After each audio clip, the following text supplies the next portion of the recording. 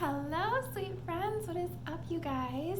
For those that don't know me, my name is Kelly Benson, and I am a full-time first grade teacher. But I'm also super passionate about teaching adults how to get healthier and live healthier lives. So, with that being said, today I really want to talk to you guys about how to stay on track with your nutrition during the holidays. There's so many things to do, so many places to go, and if you have goals, it's super important to try and stay on track the best you can. So I'm going to give you some tips that have worked for me, and maybe they will work for you as well. The first thing that I want to say is that nobody that I have ever talked to stays on track and sticks to a meal. I don't want to call it a diet, but like a meal plan or a nutrition plan.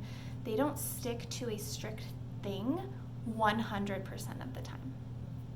Nobody. You can look at celebrities like Dwayne Johnson, Shaun T. They have these really elaborate cheat days. And if you have never checked out their Instagrams, you should see the things that they eat on their cheat days. It is insane. I also have a few very dear friends with celiac disease, and they will still eat gluten from time to time, right? They just have to balance out how it's going to make them feel in the long run. So when you go to your holiday gatherings, you just have to be mindful of what you're putting in and how it might make you feel later. So that's tip number one. Nobody stays on track 100% of the time. You shouldn't have to either. If you want to indulge, go indulge. Like, it's okay to have a cheat day or a cheat meal, okay? So, if you stick to the 85-15 rule, which is roughly 6 out of the 7 days of the week, you will still see results in your health and fitness. So, what I like to do around this time is, instead of having a cheat day, I will break that up into 3 cheat meals. For example, I know that my family, we have 3 holidays, like 3 Christmases that we celebrate. We have my husband's family, and we have my family, and then we have like a small thing with just the 4 of us. So I know that there's at least 3 meals in there that I am going to want to indulge and not stick to certain food groups. So give yourself that grace and go ahead and say, you know what, I'm just going to do the 85-15. I'm going to have a cheat day or a cheat meal, 3 cheat meals a week, whatever it may be, and give yourself that grace. Thing number 2 on how to stay on track during the holidays is to have a plan. Like I said, we have 3 Christmases. We have his family on the 23rd, mine on the 24th, and then it's just the 4 of us on Christmas morning. So that's 3 days of schedules getting a little bit different, like, kind of messed up, different foods that I'm not really used to eating. So I need to look at the whole week and make sure that I give myself those 3 meals that I want to indulge a little bit more in. So what we do is we go out to his parents for dinner on the 23rd, and I am going to give myself that meal to not think so much about what I'm eating. I'm still going to make mindful choices, like if there's fruit and vegetables, I am going to choose those things over maybe some of the other less healthier choices. But all in all, like, if I want the Christmas cookies, if I want the lasagna, if I want, the soups and whatever else it might be, I'm going to indulge in those things on that night. Same thing with when we go to my family's on the 24th. I don't know what the menu is going to be yet. I do get to help plan it a little bit more, so that also gives me some more flexibility in the things that I'm going to be eating. But yeah, I don't know for sure, and it just might be kind of another cheat meal that I get to indulge in a little bit more that night. And then finally, on the 25th, on Christmas Day morning, it's just the 4 of us, but I usually make something from scratch, like a casserole or cinnamon rolls or pancakes or waffles or whatever it may be, and I'm going to want to indulge in that with my family a little bit more that day. So I know that during this whole week span, I'm going to have those 3 meals that I need to have a little bit of leeway on. That means that I'm going to dial it in the rest of the week and stick to my nutrition plan really strictly.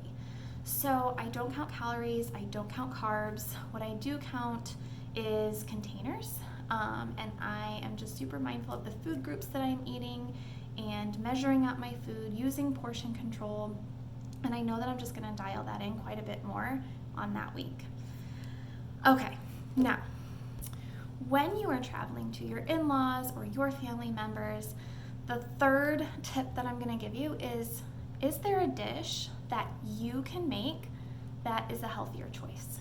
Is there something that you can bring so that you know that at least one thing there is going to be something that fuels your body and makes you feel good? So I always offer to bring a vegetable tray and dip, a fruit tray and dip, a salad or a side, like some kind of like side, and there's tons and tons and tons of options out there. You can make anything, right? And if they say no and they're super strict about like what they want there, then that's okay too. You're just going to have to, like I said, give yourself that leniency. The fourth thing I'm going to say is if you are the one hosting and you are the one in charge of all of the festivities for the holidays, then the beauty in that is that you get to decide. You get to decide the things that you cook and that you prepare and that you lay out for everybody else to eat. People might have requests, but if you're the one hosting, I truly believe that that freedom should be up to you,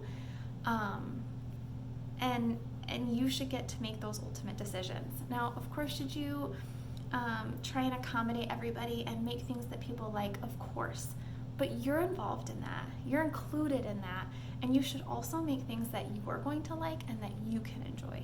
So, if you have that control, take that control. Okay, and then the last thing, I think I'm on number 5, I don't know. The 5th tip I'm gonna give you is that when you are traveling and you're going out and you're running errands and you're doing all the things, you're going to people's houses that you might not know or might not be comfortable with, eat before you go. Even if there's food there and you know you're gonna eat again, eat before you go. I learned this tip during the summer months. And there's all these barbecue foods and people are grilling out and there's all these side dishes and desserts and everything. And instead of going and not knowing what I'm going to be eating there and filling up on all of that stuff, before I went, I would either have a protein shake or a salad. And that way it just got me feeling kind of full. And then when I went, I wouldn't be filling up on so much like fluff stuff, if that makes sense. I was fueling my body before I went so that I wouldn't indulge as much when I got there, and you can do that for Christmas as well. So there are my tips for how to stay on track with your nutrition during the holidays. First of all, do the 85-15 rule, give yourself that grace. Second of all, have a plan, right? You need to map out your week, you need to look at the big picture, and then plan your cheat day or your cheat meals accordingly. Third thing, try and contribute your own dish that might be a little bit healthier. Fourth thing, if you're the host, you're in control and you need to take that control. And then the 5th thing is eat before you go to fuel your body instead of fill your body. All right, you guys, that is all. I really hope you enjoyed that. If you could give this a like or subscribe or whatever it is you gotta do in the world of videos, I would really appreciate it. Maybe take a screenshot and share it, send it to your friends, and yeah, until next time, I'll see you guys later.